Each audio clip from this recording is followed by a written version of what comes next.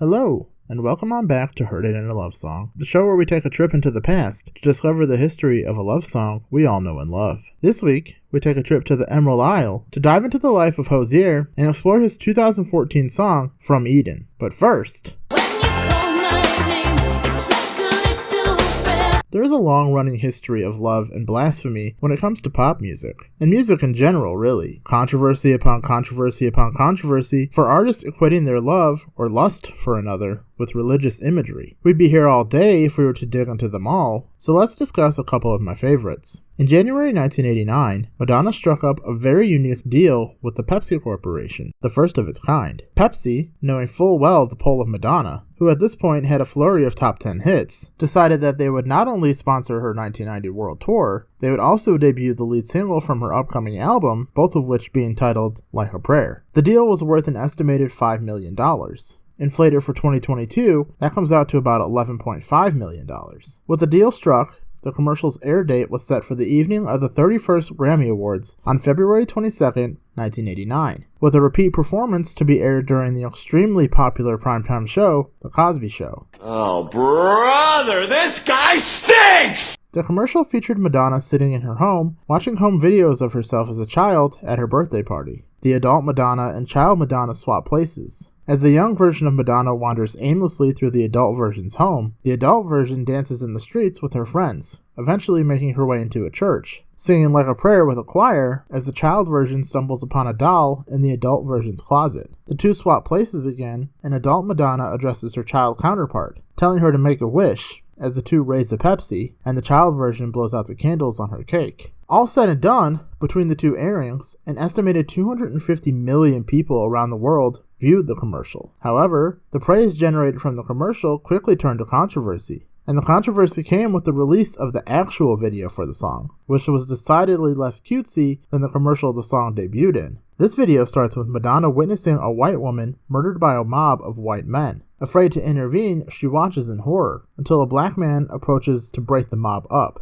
However, when the police arrive, surprise, surprise, they arrest the black man as the white men disperse. Madonna takes refuge in a nearby church, and inside sees a statue of Jesus, who was portrayed by the same black man who was just arrested. Throughout the rest of the video, Madonna kisses Jesus, experiences a form of stigmata, and dances side by side with a gospel choir and by herself in a field of burning crosses, eventually speaking up and declaring the man's innocence at the police station. When director Mary Lambert, who also directed Pet Sematary, spoke to Showbiz Cheat Sheet, she recalled the thought process behind the video. I wanted to explore the correlation between sexual ecstasy and religious ecstasy. The idea of having a black man play Jesus came from Madonna telling me she wanted to fuck a black guy on the altar. I said, well, why not have it be a black Jesus? Let's just go all the way. She really liked that. And while Madonna liked that, boy oh boy did a lot of people not like it. Pope John Paul II banned the video in the Vatican and even called for an out-and-out ban of Madonna in Italy. On top of that, the Pope,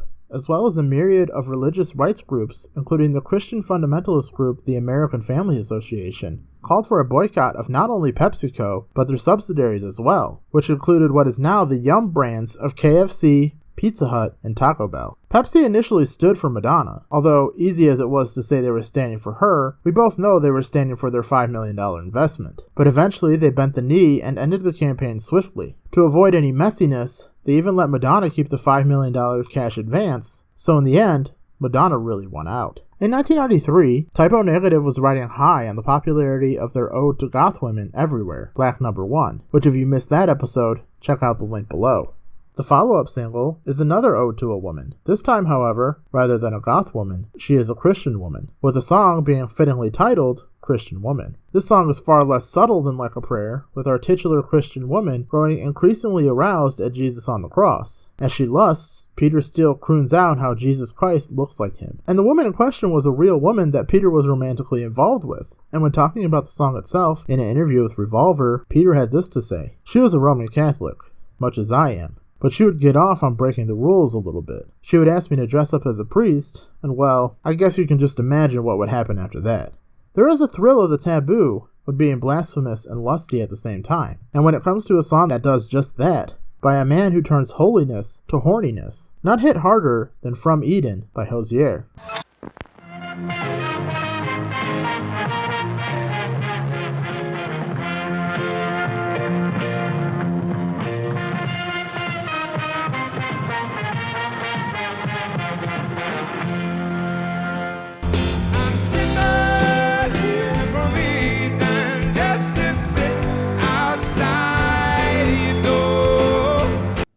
I'm hosting SNL this week with musical guest Hozier. Okay, let's get cozier with Hozier. Yeah, I think we need to get a lot cozier with Hozier. I'm so uncomfortable. Oh, ooh, is that Irish? I like this. We start our story 32 years ago this day, March 17th, 1990, in the town of Bray in County Wicklow, Ireland, about 22 kilometers or 14 miles south of Dublin. That is where and when we meet up with the blues drummer John Byrne and his wife, artist Rain Hozier Byrne, as they welcome to the world their second child, Andrew Hozier Byrne, new younger brother to John. Before John and Andrew were born, John Byrne was the drummer of the Dublin-based band Free Booze, and despite the fact that he left the band for more stable work at a bank, this time as a drummer led him introducing young Andrew to blues music, even taking him to gigs as early as 3 years old. Hozier was entertained by his father's record collection as a young lad, and it shows in his music, as he was influenced by the artists he regularly heard at a young age, including Nina Simone, Billie Holiday, Ella Fitzgerald, Mavis Staples, Curtis Mayfield, Patti LaBelle, James Brown, B.B. King, Joni Mitchell, Pete Seeger, Marvin Gaye, Bob Dylan, Woody Guthrie, Paul Simon, Stevie Wonder, John Lee Hooker, Otis Redding, Robert Johnson, and Sam and Dave. On top of that, while attending Delgany National School, young Hozier spent his time watching the Blues Brothers. With him recalling to the BBC, "I watched it like children watch a Disney film." Around that same time, when Hozier was 6 or 7, tragedy struck the family. His father had a medical condition that affected his spine, and surgery was attempted to fix it. However, the surgery did not go well, and in fact, left John with severe nerve damage, with Hozier speaking of the situation to Irish entertainment site goss.ie. That's where childhood ends. That was, I suppose, the watershed of childhood. It changed all our lives. It changed his life, kinda ruined his life in a big way. I don't know how my mom did it. When you're on morphine the whole time, you're watching someone you love kinda fade away in many ways. It's an incredibly destructive drug in what it does to the mind and what it does to the body. He was immobile for a long time. How my family got through that, witnessing my father in that position, it broke my heart in a way that you would never recover from. Following his time at Delgany, he attended high school at St. Gerard's School, whose pupils include actor Daniel Day-Lewis and leading Irish concert promoters Dennis Desmond and Caroline Downey. More on her later. It was at St. Gerard's that he began creating and performing his own music. He was bolstered by his perfect pitch, spot-on rhythm, and a huge voice, which led him to becoming a member of the school choir. During that time, he also taught himself how to play guitar. He recalled to Grantland, "I started learning open tunings, so some of the first guitar I was good at was slide guitar, because it's quite intuitive in a way. I used to do it at talent shows and stuff like that, and I suppose in a way it was something that was very much my own. And when you're a teenager, it's nice to have something that is very much your own thing." People didn't know where I was coming from with that, and it certainly wasn't anything my peers were into. In addition to his myriad of influences we spoke of earlier, he was also influenced by a certain raspy-voiced singer-songwriter, Tom Waits, with him speaking of that influence to Forbes. Tom Waits was a huge influence for me. At 14 or 15, I discovered his work and it was just like nothing else. The way he changed and evolved in his lyricism, the worlds he kind of painted and the characters he populated them with, falling in love with the Alice album and Blood Money, and just kind of getting lost in his work, like you do in a scary but wonderful forest. That was a big deal for me. He joined his first band, an 8-piece cover band, when he was 15. They primarily played R&B, soul, gospel, and blues covers, with him telling the Rolling Stone, "I had just discovered jazz, and I started singing in a kind of blues cover band at the age of 15. We called ourselves," it was a terrible name, "the Blue Zoots. We couldn't actually get our hands on zoot suits, nor did we dress in blue. We did covers of Screamin' Jay Hawkins and a kind of Blues Brothers repertoire stuff," which, if you've not seen the Screamin' Jay Hawkins episode, you should really check it out, link below. It should be noted, like most rational people, he hated his teenage years, telling The Independent, "Being 16 is the worst time to be anybody. There is not enough tea in China to persuade me to be that young again. I wasn't very happy with myself. I tried to avoid anything that caused me frustration or grief or duress. I played Farmville and procrastinated like all teenagers." After graduating St. Gerard's, he entered Trinity College in Dublin. His goal was to study music, namely theory and history, and get a BA in that very field. But as you can assume, that wasn't a thing that happened. He dropped out of Trinity after about a year, telling The Last magazine, "I felt like college was a universal requirement. I realized when I got there that my heart wasn't in it. I didn't think it mattered how long it took. I would learn what I needed to learn." His decision to leave Trinity was one that was made very easy when he was presented with an opportunity to get his foot in the door to establish himself as a musician. With him telling Golden Black, I was lucky enough to have the opportunity to work with Niall Breslin on some demos for Universal Ireland. I asked my tutor if I would pass the year if I missed my Christmas exams, and I was advised I wouldn't. So I made the decision to withdraw and continue writing. I managed to get a publishing deal after that. I did learn a lot in my time at Trinity, and I always felt I could have done the 4 years there, and I was sad when I left, but I can't say I regret it now. Although he ousted himself from Trinity, he was still gifted with an invitation that helped him hone his craft. He was invited to join the Trinity Orchestra, a highly esteemed group of young and talented musicians that even found him going viral in 2012 when he was chosen as the lead vocalist for a Pink Floyd tribute.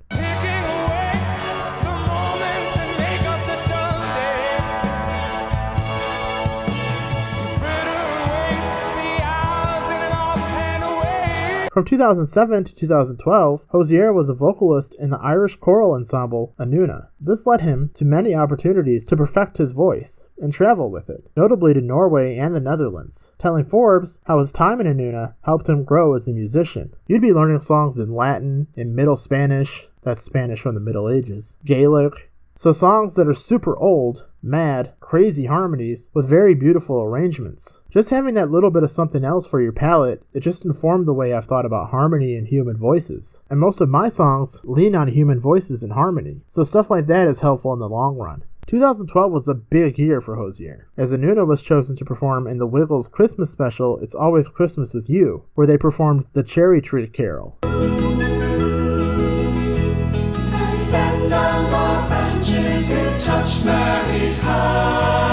He was also chosen as backup vocalist for Billy Ocean when he performed on the Saturday Night Show, a popular weekly entertainment show from Ireland that ran from 2010 to 2015. During this time, Hozier somehow found the time to perform not only in Zaska, which was a band that combined jazz, funk, and R&B,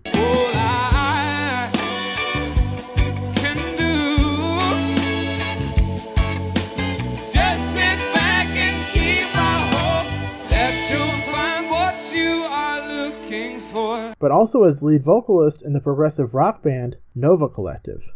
Beams gliding down in a space. From 2012 to 2013, he spent whatever free time he had writing and recording his first EP, which contained a track that would catapult him into the stratosphere.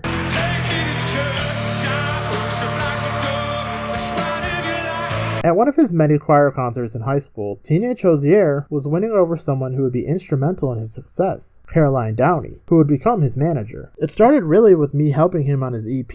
I never had any intention of managing him, it just wasn't part of the plan, but then all of a sudden it was. The EP, aptly titled Take Me to Church, contained 4 songs. The titular Take Me to Church,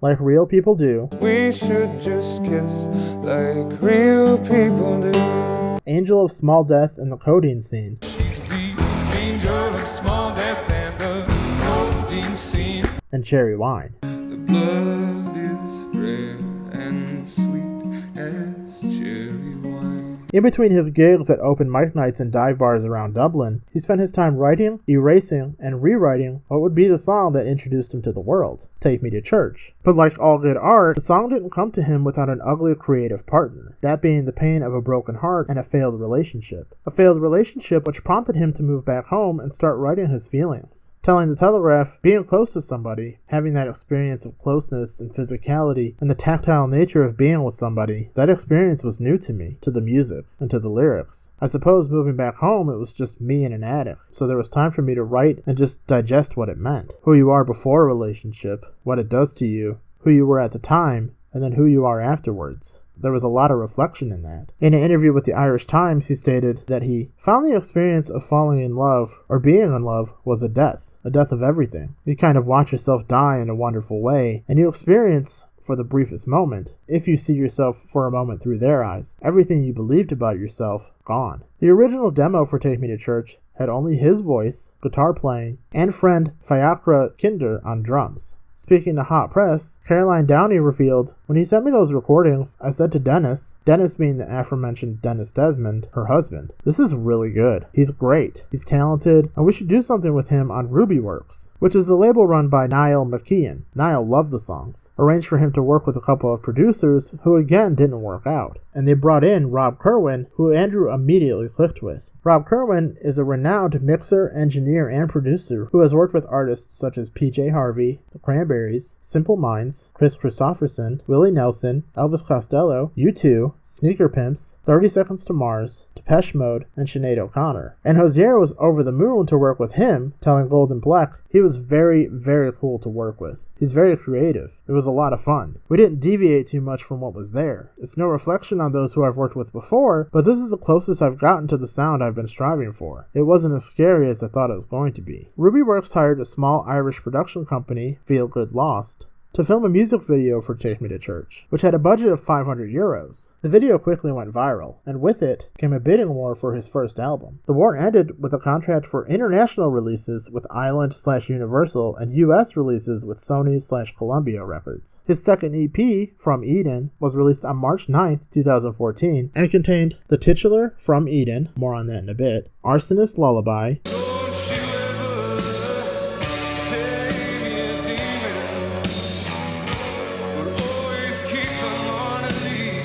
Work Song,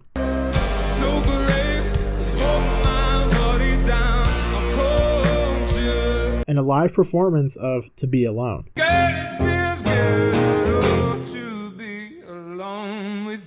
Hozier released his debut album on September 19th, 2014. The eponymously named Hozier had 7 singles in total, and like his prior EPs, featured artwork from his mother, Rain Hozier Byrne. Take Me to Church was released as the lead single, peaking at number 2 on the Billboard Hot 100. Sedated was released as the third single.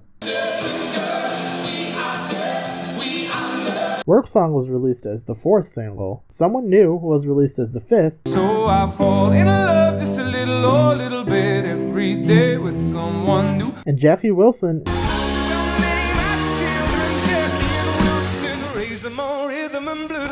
and Cherry Wine were released as the 6th and 7th single, respectively. But let's talk about the second single, this week's topic, From Eden.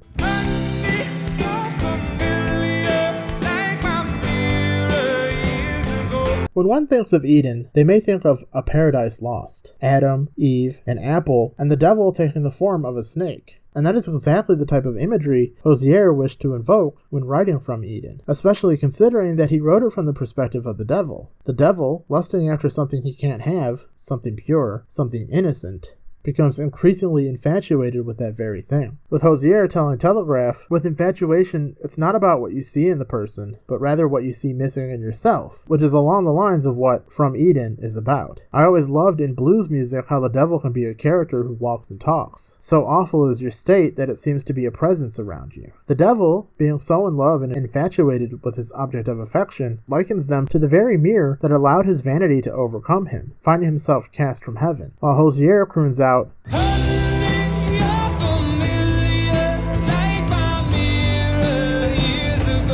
a high compliment in and of itself. Hozier also reflected back on the lyrics with Forbes, equating certain parts of them to the state of the world we live in. I think it's just a general filtering of how you feel the world is going. So, idealism sits in prison, chivalry fell on its sword, and innocence died screaming. It's just this feeling of things are going south. They're going the wrong way. The video, like most of his works, parallels the lyrics, as it tells the tale of a pair of bandits, played by Hozier, and his fellow Trinity College classmate, Kate McGrath, as they are on the run, robbing and doing what they need to survive, accompanied by a small boy. From Eden peaked at number 15 on the Billboard Hot Rock and Alternative Songs chart, and number 2 on the Irish Singles chart, and went gold in Australia and silver in the UK. From Eden comes in at 109 beats per minute. I think what makes From Eden so relatable is that at some point, we have all wanted for something or someone that we know we have no right wanting for. No one is perfect. We have all been the snake, and we have all been the object of affection. Hozier encapsulates what it feels like to want something that bad. We slither our way from Eden just to wait outside their door. This week's Love Homework is another song about lusting after someone who we definitely shouldn't. Another little blasphemous tune, He Is, by Ghost. He's the shining in the light with that's it. The end of another love song history lesson. If you like what you learned, and you'd like to continue learning, subscribe, hit the bell, drop a like below, and join me again next week for the history of a love song we all know and love. Until next time, remember, no tired sighs, no rolling eyes, no irony. And remember, you heard it in a love song.